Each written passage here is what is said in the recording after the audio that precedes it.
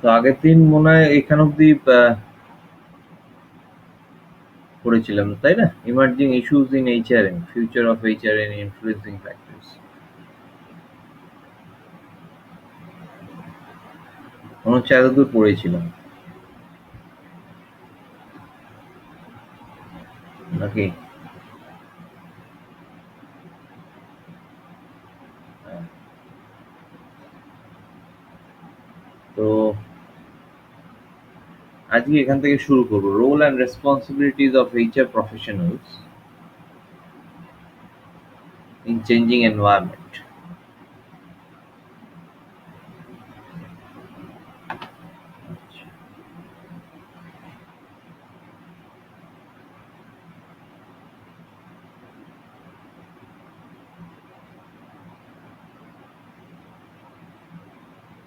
দেখতে পাচ্ছ স্ক্রিনটা?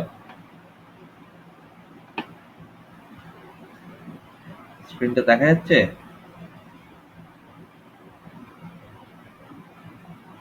হ্যাঁ স্যার। তো রোলস অ্যান্ড রেসপন্সিবিলিটিস বলতে কি বুঝি? আমরা যখনই কোথাও জব করি বা যদি বিজনেসও করি, যে কোনো জায়গায় কাজ করি, তো আমার কিছু রোলস আছে। রোলস বলতে আমি একটা পজিশনে চাকরি করছি বা কাজ করছি, তো সেখানকার জন্য কিছু ডিউটিস আছে আর কিছু রেসপন্সিবিলিটিস আছে যেগুলো আমাকে নিতে হবে। ঠিক আছে? আদার দেন দ্য স্পেসিফাইড টাস্ক আমাদের কিছু আরো রেসপন্সিবিলিটি সবসময় নিতে হবে।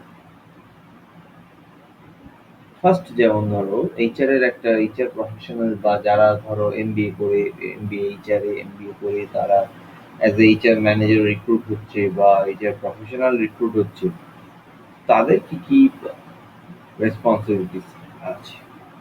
Focus on strategic HR issues.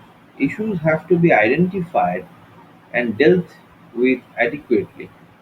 It will act as an inbuilt advantage. ঠিক আছে? তো যেটা ইস্যু আসবে, that should be handled in a strategic manner, not in a tactical manner যে লেখা আছে আমার এই রুলস গুলো বা এই স্টেপস গুলো আমি সেই অনুযায়ী যাব। It should be strategic যে আমার কি ইস্যু, কার জন্য ইস্যু বা কি জন্য ইস্যুটা হচ্ছে সেটাকে ফাইন্ড আউট করা।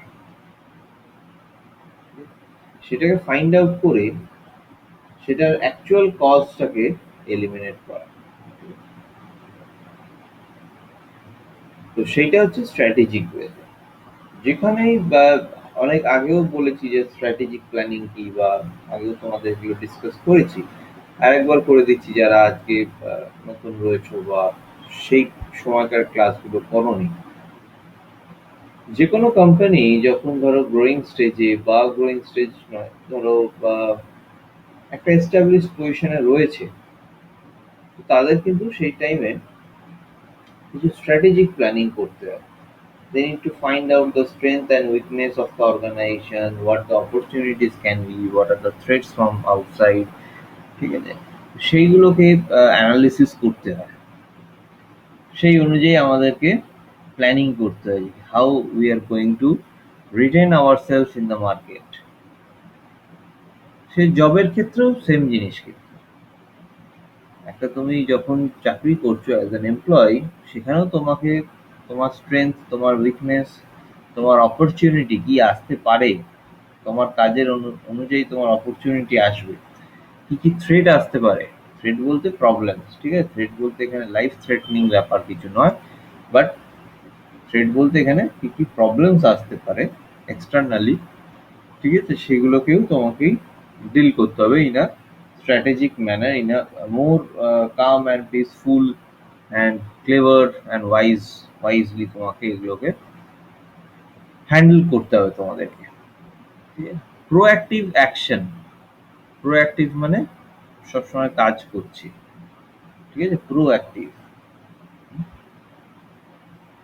Not on reactive basis. Reactive মানে কেউ যদি তোমরা বলো রিঅ্যাক্টিভ, মানে হচ্ছে ধরো যে রিঅ্যাকশনের বেসিসে যে কাজ করছে। ধরো তো অনেকদিন কাজ করছে না, বস বকলো একদিন, তো আমি কাজ করতে শুরু করলাম। That is on reaction basis. বা কিছু একটা এমন ইস্যু হচ্ছে, তারপরে আমি ফ্লোরে গিয়ে প্রবলেম আইডেন্টিফিকেশনে যাচ্ছি, that is on reaction basis, but reactive basis. ঠিক আছে? বাট প্রোঅ্যাক্টিভ মানে কি, রেগুলারলি আমি সেই কাজটা করছি যাতে প্রবলেমটাই না অ্যারাইজ করে।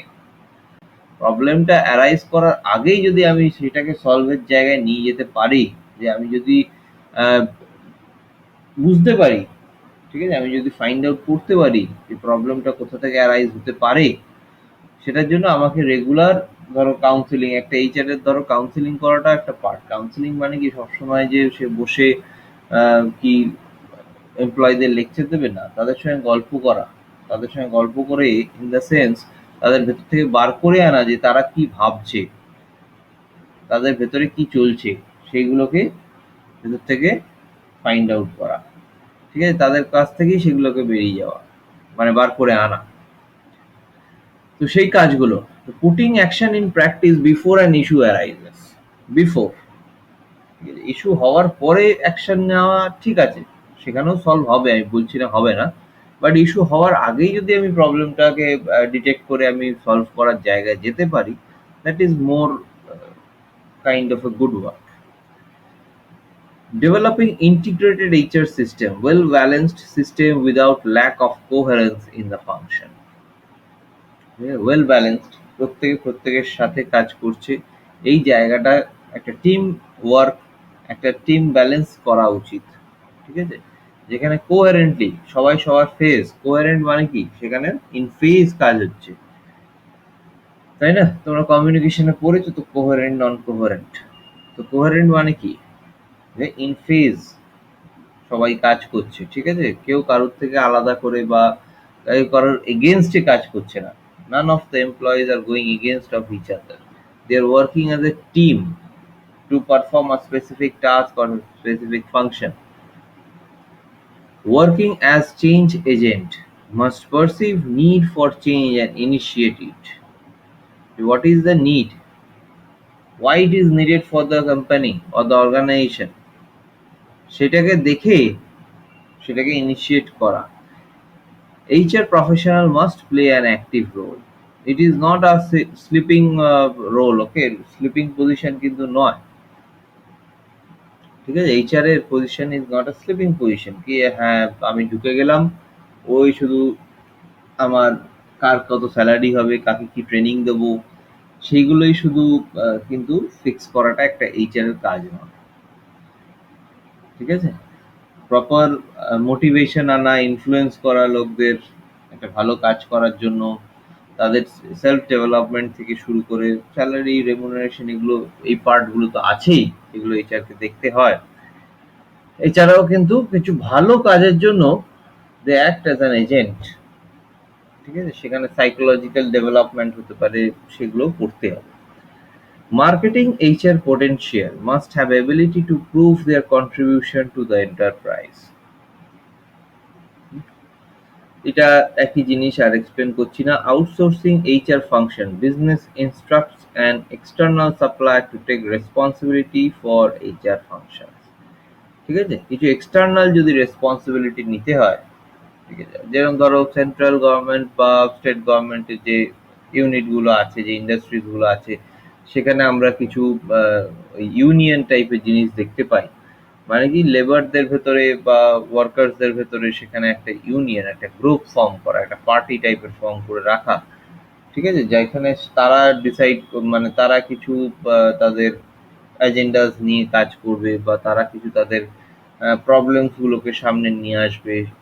সেইগুলো একটা সেগুলো অনেক সময় কি হয়, এক্সটার্নালি সেগুলো ইনফ্লুয়েন্সড থাকে অনেক জায়গায়। ঠিক আছে? অনেক সেক্টরেই দেখা যায় অনেক। তো সেই জায়গাগুলোকেও কিন্তু এইচআর কে হ্যান্ডেল করতে হবে, ট্যাক্টফুলি হ্যান্ডেল করতে হবে, স্ট্র্যাটেজিক্যালি হ্যান্ডেল করতে হবে।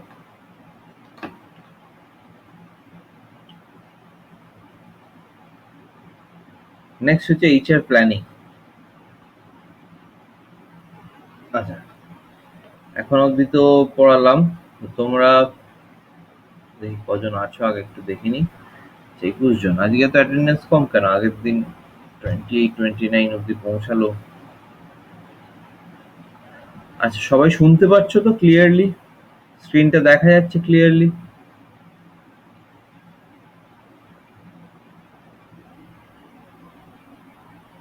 সবাই শুনতে পাচ্ছ?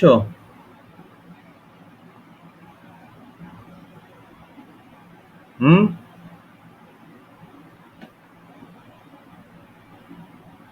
কি হলো? হ্যাঁ স্যার, শুনতে পাচ্ছি। আচ্ছা, ওকে। So, according to Gisler, manpower planning is the process which includes forecasting. ঠিক আছে, forecast আগে থেকেই বোঝা, developing, implementing and controlling by which a firm ensures that it has the right number of people and the right kind of people. That is very important, right kind of people at the right place. ঠিক আছে, at the right time, ফার্মের যখন দরকার সেই জায়গায় proper মানুষটা আছে to take the responsibility to play the key role. ঠিক আছে, তো সেই জায়গায় রাইট পিপল, রাইট প্লেস, ঠিক আছে, রাইট নাম্বার অফ পিপল। একটা কাজের জন্য যদি 5 জন দরকার হয়, সেখানে যেন 5 জনই থাকে, 2 জন না থাকে, বা আবার 8 জনও না থাকে। ঠিক আছে, তো সেই নাম্বারটাও কিন্তু ফিক্স করা, বা সেই নাম্বারটাকেও দেখা, বা সেম পোটেনশিয়ালের মানুষ যে কাজটার জন্য তার পোটেনশিয়াল আছে, সেই পোটেনশিয়ালের মানুষটাকে সেই জায়গায় রাখা। ঠিক আছে, at the right time, doing work for which they are economically most useful. Yeah, they should be economically most useful. তো এটা কিন্তু এইচআর এর প্ল্যানিং পার্টের ভিতরে আসছে। What are the different objectives? Main objectives, what is the main objective? Is to create success. Is to create success. Analysis, solution, process, objectives, teamwork, vision, sales, কিছু কিছু এগুলোর ভেতরে কিছু কিছু জিনিসগুলো দেখা। তো এক এক করে আসি ডিটেলসে। ফোরকাস্ট পার্সোনাল রিকোয়ারমেন্ট, যে একটা এমপ্লয়ির কি রিকোয়ারমেন্ট আসতে পারে, তার 6 মাস পরে বা 1 বছর পরে তার কি রিকোয়ারমেন্ট আসতে পারে, সেই অনুযায়ী কিছু অলরেডি অ্যাকশন নিতে শুরু করা, তার রিয়াকশন অনুযায়ী, তার রিকোয়ারমেন্ট অনুযায়ী। To ensure optimum utilisation of resources, optimum utilisation, use of existing man power productively, যে ম্যান পাওয়ারটা আছে সেই ম্যান পাওয়ারটাকে প্রোডাক্টিভলি ইউজ করা। ঠিক আছে, ধরো একটা প্রজেক্টের জন্য একটা প্রজেক্ট রয়েছে সেখানে, বা একটা প্রোডাকশন ইউনিটে 10 জনের কাজ করার দরকার, হয়তো সেখানে 12 জন রয়েছে সাপোজ। ঠিক আছে, তো সেখানে এইচআর এর কিন্তু সেখানে উচিত নয় যে 2 জনকে আমি বসিয়ে দেবো, বা যে কোনো জায়গায় হোক আমি যে করে হোক একটু সাইড করলাম, বাকি 10 জনকে নিয়ে আমি কাজ করছি, কারণ this project can be done by 10 people. তো সেটা না, আমি এই 12 জনকে দিয়েই কাজ করাবো, সুন্দরভাবে কাজ করাবো, যাতে 12 জনই খুশি থাকে যে হ্যাঁ আমরা প্রত্যেকে কাজ করছি, we are having a good salary, we are getting the salary, প্রত্যেকেই কাজ করছি। তাতে সবার যদি সবার এই বাকি 10 জন ধরো যারা কাজ করছে তাদের থেকে যদি 5% করে কাজ নিয়ে তাদেরকেও দেওয়া হয়, তাহলে এই 10 জনের উপরেও প্রেশার কম থাকবে, আবার ওই 2 জনও খুশি থাকবে সেই জায়গায়। তো সেই জায়গাটাকে ম্যানেজ করা, কিভাবে ম্যানেজ করব, সেই ম্যান পাওয়ারটাই কি করে প্রোডাক্টিভলি আমি ইউজ করব। ঠিক আছে, আর একান্ত যদি দরকার না হয় তাদেরকে ইমিডিয়েট একটা অন্য সেকশনে শিফট করিয়ে দিয়ে সেখানে কাজ শুরু করিয়ে দেওয়া। তো এই জায়গাগুলো কিন্তু দেখতে হবে। কিছু ট্রেনিং পারপাসে তাদেরকে হয়তো শিফট করে দেওয়া। ঠিক আছে, যে তোমরা এই মুহূর্তে, তোমাদের এই মুহূর্তে এখানে হয়তো কাজটা কম রয়েছে, তোমরা যাও গিয়ে 1 মাস বা 2 মাসে একটা ট্রেনিং করে নাও এই মুহূর্তে, তাহলে আমাদের নতুন যে ইউনিট খুলবে সেখানে তোমরা কাজ করতে পারবে, সেই ট্রেনিংটা শিখে এসো। তো সেই ট্রেনিংটা, ঠিক আছে, কোপ উইথ চেঞ্জেস, যে চেঞ্জটা আসতে চলেছে বা চেঞ্জটা হচ্ছে তার সাথে কোপ আপ করানো। ঠিক আছে, ট্রেনিং অ্যাবাউট টেকনোলজিক্যাল চেঞ্জেস, এইগুলো দেওয়া, to provide control measures, ensure resource availability when required. ঠিক আছে, এবার ওই প্রজেক্টটা আসবে, এটাকেও সবই দেখো মাথায় রাখতে হচ্ছে একটা মানুষকে, যে 2 মাস পরে ওইখানে হয়তো ওই প্রজেক্টটা আসবে, তার জন্য আগে থেকে 2 মাস আগে থেকে তাদেরকে ট্রেন করে দেওয়া। ঠিক আছে, যাতে সেই প্রপার টাইমে সেখানে resource can be fed up. ঠিক আছে, সেখানে রিসোর্সটা যেন দেওয়া যায়। Promote employees in systematic manner. Systematic manner, শুধু promotion not on the basis of any biased condition or any favoured or any partiality, সেই অনুযায়ী প্রমোশন নয়। Promote employees in systematic manner, যার যেরম ওয়ার্ক, যার যেরম ওয়ে অফ ডুইং ওয়ার্ক, কতটা dedicatedly সে কাজ করছে, ঠিক আছে, সবকিছু মিলিয়েই কিন্তু প্রমোশন হওয়া উচিত। To provide a basis for management development programmes, to assist productivity bargaining, good deal, সেগুলো ফিক্স করা। To assess the cost of man power, ঠিক আছে, টোটাল ম্যান পাওয়ারের কত কস্ট, তার জন্য কতটা এক্সপেন্ডিচার হচ্ছে, সেগুলোকেও হিসেব রাখা। তো এই জিনিসগুলো অ্যাজ এ ইঞ্জিনিয়ার কিন্তু তোমাকেও, সেগুলো তোমরাও যখন ফিল্ডে যাবে, ঠিক আছে, সেগুলো তোমাদেরকেও করতে কিন্তু হবে। তোমরাও এখান থেকে শুধু যে এইচআরই এই জবগুলো করবে সেরকম কিন্তু কোনো মানে নেই। একটা প্রোডাকশন ইঞ্জিনিয়ারকেও এই জিনিসগুলো কিন্তু দেখতে হয়, যে তার আন্ডারে কটা এমপ্লয়ি কাজ করছে, তারা সবাই খুশি কিনা, তাদের কি রিকোয়ারমেন্ট, কোথাও সেফটি ইস্যুস হচ্ছে কিনা, সেগুলোও দেখা। ঠিক আছে, আর এছাড়া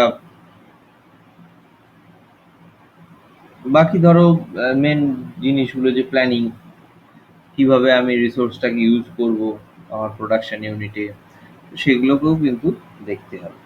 তোমাদেরকেও কিন্তু এই কোয়ালিটিস গুলো ভেতরে এখন থেকে ভালো করে শোনো, ঠিক আছে, যাতে এই কোয়ালিটিস গুলো তোমরা ভেতরে ঢুকিয়ে নিতে পারো, যাতে গিয়ে যখন তোমরা ফিল্ডে বসবে, বা ফিল্ডে গিয়ে যে কোনো ফিল্ডেই হোক, আজকে ইলেকট্রিক্যাল আছো, ইটিসি রয়েছো, হয়তো কেউ কেউ আইটি কোম্পানিজে যাবে, কেউ কেউ কোর ইন্ডাস্ট্রিজে যাবে, কেউ হয়তো হায়ার স্টাডিজে যাবে। তো সেই জায়গায় গিয়েও কিন্তু তোমাদেরকে এইসব জায়গাগুলো ক্রিয়েট করতে হবে, বা অ্যাটলিস্ট তোমাদেরকে ডিটেক্ট করতে হবে। ঠিক আছে, তোমাদের ফাইন্ড আউট করতে হবে, সেই জায়গাগুলো তৈরি করা। Importance of HR planning, reservoir of talent, written skilled people.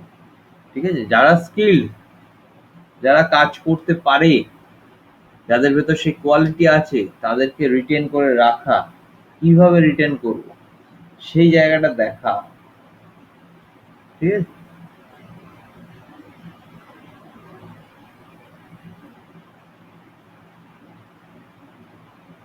Prepare people for future, ফিউচারে যেটা আসতে চলেছে তার জন্য প্রিপেয়ার করা। Motivated and develop to meet future needs, একটু আগেই যেটা বললাম। Expand or contract continuous supply of people to handle challenging jobs, challenging jobs আসবে, তার জন্য প্রপারলি মানুষকে সাপোর্ট করা, ট্রেনিং দেওয়া, তাদেরকে সেই জায়গায় তাদের রেসপন্সিবিলিটি দেওয়া। অনেকে ধরো সেই চ্যালেঞ্জিং জব নিতে পারে, অনেকে আবার নিতে পারে না। ঠিক আছে, তো সেইটাকেও সেই প্রপার পার্সোনালস গুলোকে ডিটেক্ট করা। কস্ট কাটিং আছে একটা বাজেটের ভেতরে, আহ, সব ধরো খরচাটাকে মেনটেন করতে হবে, সেই জায়গাটা দেখা। Succession planning, stars are picked for challenging projects.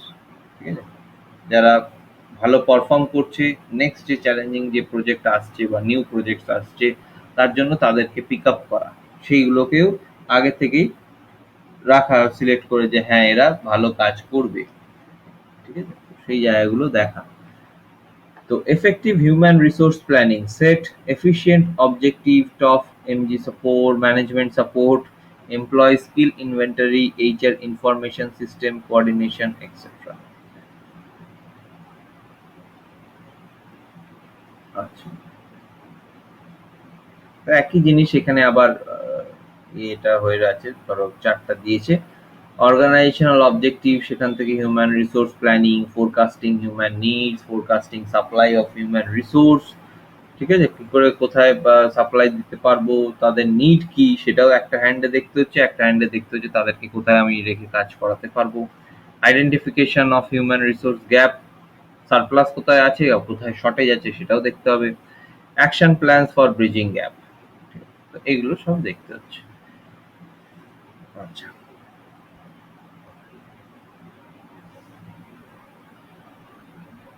তো এখন অবধি বলো তোমাদের কিছু সমস্যা আছে কিনা?